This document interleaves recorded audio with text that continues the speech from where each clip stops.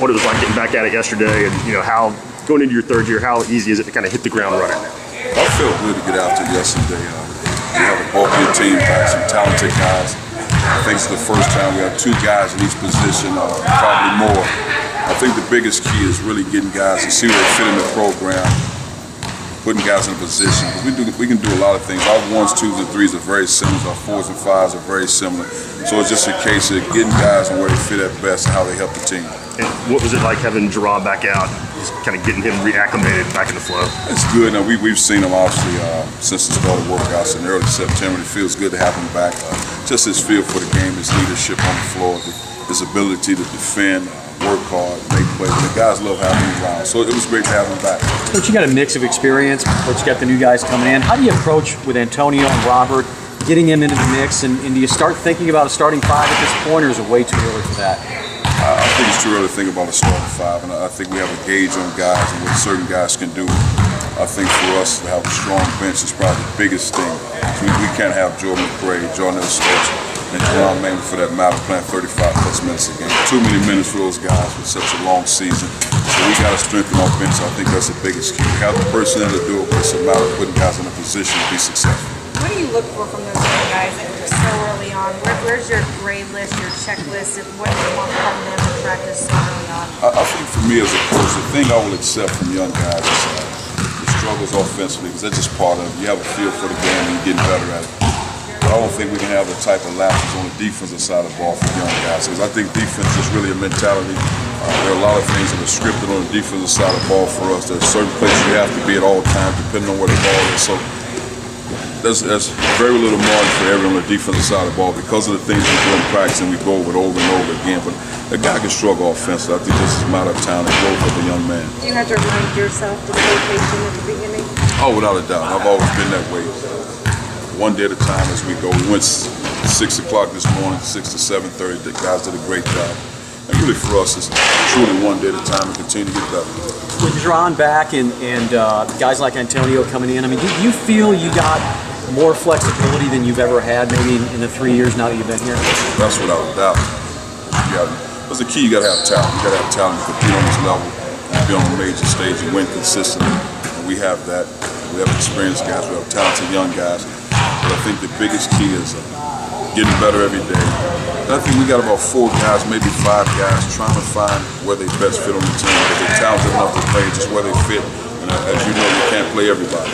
Jordy kind of came on strong last year and asserted himself and made a name for himself. Did you see that trend continuing, and if so, what does he have to do to maybe take that up even another notch?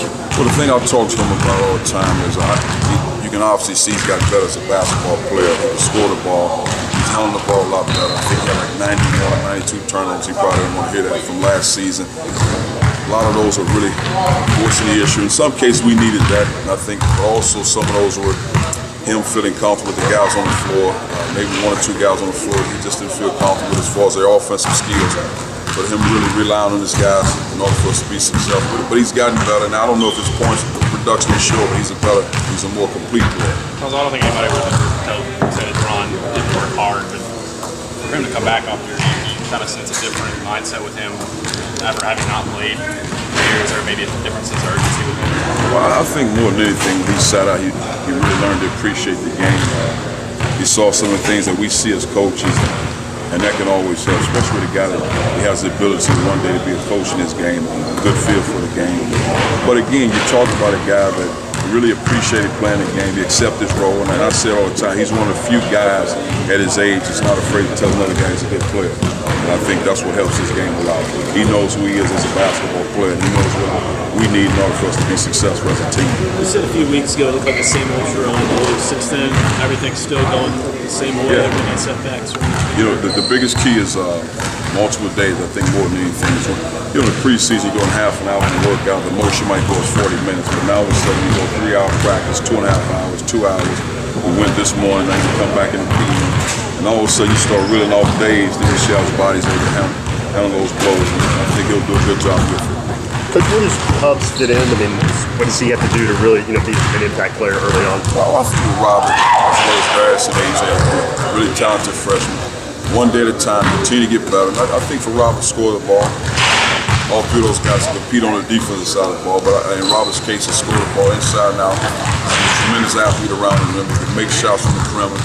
I think the next phase of Robert's game is in between putting the ball on the floor and making plays. And where does AJ start? Is he a 4? Is that where he's getting his first look? Really, AJ is one of the few guys. Right now, as we start practice, we'll start him as a 4. But he's a guy. I see AJ as a 3, 4, 5, 1 in some cases, because with most big guys, he handles the ball well for his size at 6'8 plus.